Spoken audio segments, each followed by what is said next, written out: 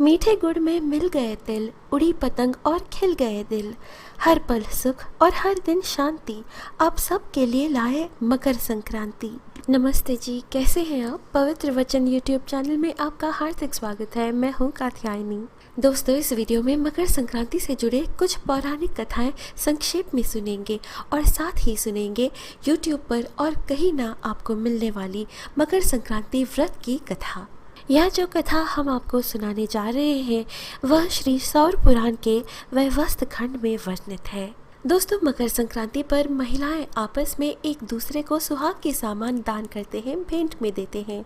इस प्रथा के पीछे एक पौराणिक मान्यता है, ये कि मकर संक्रांति पर मैया यशोदा ने संतान प्राप्ति के लिए या यूँ कहिए कि भगवान श्री कृष्ण के जन्म के लिए मकर संक्रांति पर व्रत रखा था और अपनी सखियों को सुहाग के सामान भी भेंट की थी। भगवान ने उनकी सुन ली और विधि ने भी तय किया कि इस व्रत के 9 महीनों बाद उनके गोद में श्री नंदलाल थे। मकर संक्रांति पर यदि किसी चीज का अत्यधिक महत्व होता है तो वह है तिल। तिल न केवल दान किया जाता है बल्कि ग्रहण भी किया जाता है। तिल का तहसीर गर्म होता है, इसीलिए इस कड़क सर्दी में शरीर में यह गर्मी उत्पन्न करता है। मकर संक्रांति पर तिल के दान व ग्रहण के पीछे एक पौराणिक कथा जुड़ी हुई है। दरअसल शनिदेव छाया के पुत्र थे, जबकि यमराज संध्या देवी के पुत्र थे। एक दिन सूर्यदेव ने छाया को संध्या के पुत्र यमराज के साथ भेदभाव करते हुए देखा और क्रोधित होकर छाया व शनिदेव को स्वयं से अलग कर दिया, जिसके कारण शनि और छाया देवी ने रुष्ट होकर सूर्यदेव को कुष्ठ रोग का शाप दे दिया। अपने पिता को कष्ट में देखकर यमराज ने कठोर तप किया और सूर्यदेव को कुष्ठ रोग से मुक्त करवाया। लेकिन सूर्यदेव ने क्रोध में शनि महाराज के घर माने जाने वाले कुंभ को जला दिया। इससे शनिदेव और उनकी माता को कष्ट भोगना पड़ा। तब यमराज जी ने अपने पिता सूर्यदेव से आग्रह किया कि वे शनि महाराज को माफ कर दे, जिसके बाद सूर्यदेव शनिदेव के घर कुंभ गए। उस समय सब कुछ जला हुआ था, बस शनिदेव के पास तिल ही शेष थे। इसीलिए उन्होंने तिल से ही सूर्यदेव की पूजा की। उनकी पूजा से प्रसन्न होकर सूर्यदेव ने शनिदेव को आशीर्वाद दिया कि जो भी व्यक्ति मकर संक्रांति के दिन काले तिल से सूर्यदेव की पूजा करेगा उसके सभी प्रकार के कष्ट दूर हो जाएंगे। इसीलिए इस दिन न सिर्फ तिल से सूर्यदेव की पूजा की जाती है बल्कि किसी न किसी रूप में उसे खाया भी जाता है। आपको बता दें कि तिल को स्वयं भगवान श्री विष्णु जी के शरीर से उत्पन्न हुआ माना जाता है। उत्तर प्रदेश के प्रांतों में मकर संक्रांति के पर्व को खिचड़ी पर्व कहा जाता है। इस दिन खिचड़ी पकाया जाता है, खाया जाता है और दान भी किया जाता है। इसके पीछे की पौराणिक कथा इस तरह है। पौराणिक कथाओं के अनुसार जब खिलजी ने आक्रमण किया तो लगातार संघर्षित रहने के चलते नाथ योगी भोजन तक नहीं कर पाते थे। इसके पीछे कारण यह था कि आक्रमण के चलते योगी के पास भोजन बनाने का भी समय नहीं रहता था। वह अपनी भूमि को बचाने के लिए संघर्ष करते रहते थे और अक्सर ही भूखे रह जाते थे।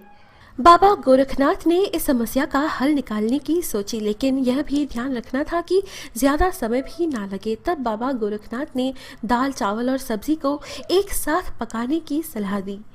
बाबा गोरखनाथ का बताया गया हुआ यह व्यंजन नाथ योगियों को बेहद पसंद आया। इसे बनाने में काफ़ी कम समय तो लगता ही था, साथ ही काफ़ी स्वादिष्ट और जल्दी ऊर्जा देने वाला भी होता था। कहा जाता है कि बाबा गोरखनाथ ने स्वयं इस पकवान को खिचड़ी का नाम दिया था। कहा जाता है कि फटाफट तैयार होने वाले इस व्यंजन से नाथ योगियों को भूख की परेशानी से राहत तो मिली गई, साथ ही वे खिलजी के आतंक को दूर करने में भी सक्षम हुए।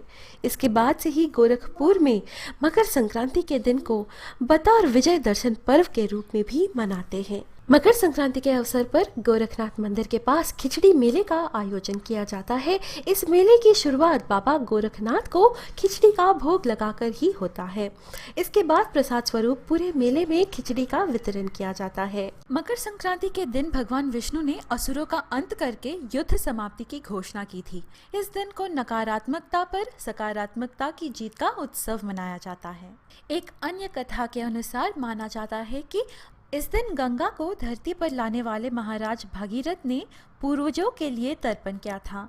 उनका तर्पण स्वीकार करने के बाद मकर संक्रांति के दिन ही गंगा मैया भागीरथ के पीछे पीछे चलकर कपिल मुनि के आश्रम से होकर सागर में जा मिली थी। इसी कारण से आज के दिन गंगा स्नान और तीर्थ स्थलों पर विशेष स्नान और दान का महत्व माना जाता है। इसके अलावा एक कथा और है। भीष्म पितामह को वरदान मिला था कि उन्हें अपनी इच्छा से मृत्यु प्राप्त होगी। जब वे बाणों की सज्जा पर लेटे हुए थे तब वे उत्तरायण के दिन की प्रतीक्षा कर रहे थे और उन्होंने इसी दिन अपनी आंखें बंद की और इस तरह उन्हें इस विशेष दिन पर मोक्ष की प्राप्ति हुई। दोस्तों, ये थी मकर संक्रांति या उत्तरायण या खिचड़ी पर्व से जुड़े कुछ पौराणिक कथाएं। चलिए अब हम श्री सौर पुराण के वैवस्थ खंड में वर्णित यह कथा सुनाते हैं जो कि मकर संक्रांति से संबंधित है। पूर्व काल की बात है कि राजा बब्रुवाहन महोदयपुर में राज्य करता था। वह राजा बड़ा धर्मात्मा, दयालु तथा गौ, ब्राह्मण और भक्त पूजक था। उसके राज्य में हरिदास विष्णु सेवक बड़ा तेजस्वी था। तदनुसार उसकी पत्नी भी बहुत सुशील और धर्मवती थी, जिसका नाम गुणवती था। हरिदास विष्णु सेवक बड़ा तपस्वी था। तदनुसार उसकी पत्नी श्री भगवान की भक्त और पतिव्रता थी। उसने प्राय सभी प्रसिद्ध देवताओं के व्रत किए, परंतु धर्मराज की यानी धर्मराज नाम से प्रभु की सेवा कभी नहीं की। वह गणेश के, चंद्रमा के, हरतालिका आदि देवियों के, राम कृष्ण जन्म, जन्माष्टमी, महाशिवरात्रि आदि शिव जी के सभी व्रत किया करती थी। बड़ी श्रद्धा से एकादशी का व्रत करती हुई यथाशक्ति दान भी करती थी और अतिथि सेवा से कभी विमुख नहीं रही। इस प्रकार धर्मपरायण या वृद्ध अवस्था में मृत्यु को प्राप्त हुई तो धर्मचरण के प्रभाव से यमदूत उसे आदरपूर्वक धर्मराज के पुर को ले गए। दक्षिण दिशा में पृथ्वी से कुछ ऊपर अंतरिक्ष में धर्मराज का बड़ा भारी नगर है जो कि पापी लोगों को भयकारी है। धर्मराज का पुर 1000 योजन का है। वह चौकोर है तथा उसके 4 द्वार हैं तथा वह नाना प्रकार के रत्नों से शोभायमान। कई मनुष्य जो पुण्य भोगने को गए हैं निवास कर रहे हैं। स्थान स्थान पर गीत सुनाई दे रहे हैं और बाजे बज रहे हैं। उस नगर के 7 कोट हैं। उसके बीच में महासुंदर धर्मराज जी का मंदिर है। वह रत्नों से बना हुआ है और अग्नि बिजली बाल सूर्य के समान चमक रहा है। उसके दरवाजों की पेड़ियां स्फटिक मणि की हैं। हीरो की घड़ियों से आंगन चमक रहा है। उसके मध्य में अनुपम सुंदर सिंहासन पर धर्मराज भगवान विराजमान हैं। उनके पास चित्रगुप्त जी का स्थान है जो कि मृत प्राणियों के पाप का लेखा भगवान धर्मराज को सुनाया करते हैं। यमराज के दूत गुणवती को वहां ले गए। उनको देखकर वह भयभीत होकर कांपने लगी, नीचे मुख किए खड़े हो गई। चित्रगुप्त ने उनके पूर्व जन्म के किए हुए पाप पुण्य का लेखा जोखा पढ़कर सुनाया। धर्मराज जी उस गुणवती की हरिहर आदि सब देवों में तथा अपने पति में भक्ति देखकर प्रसन्न हुए, पर कुछ उदासी भी उनके मुखमंडल पर झलकती हुई गुणवती को दिखाई दी। धर्मराज जी को उदास देखकर गुणवती जी ने निवेदन किया कि हे प्रभु, मेरी समझ में कोई दुष्कृत नहीं किया, फिर भी आप उदास क्यों हैं? इसका कारण बताइए।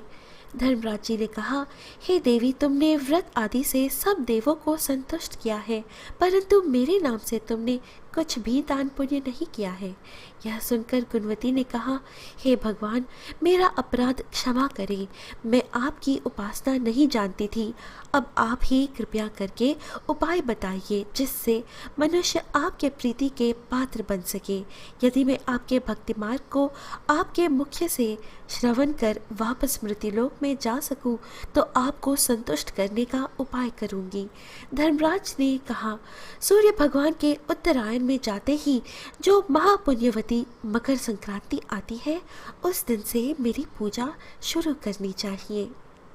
इस प्रकार साल भर मेरी कथा सुने और मेरी पूजा करें, इसमें कभी नागा नहीं करें। आपातकाल आने पर भी मेरे धर्म के इन 10 अंगों का पालन करते रहें।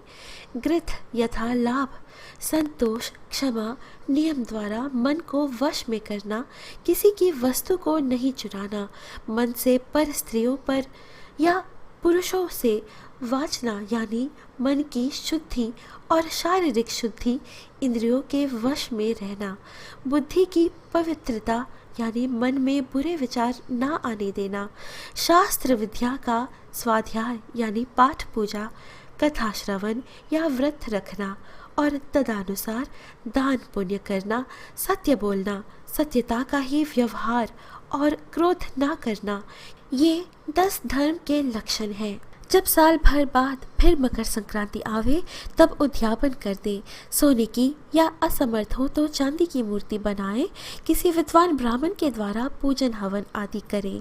मूर्ति की प्राण प्रतिष्ठा कर पंचामृत से स्नान कराकर षोडशोपचार से उसकी पूजा करे। साथ में चित्रगुप्त जी की भी पूजा करे।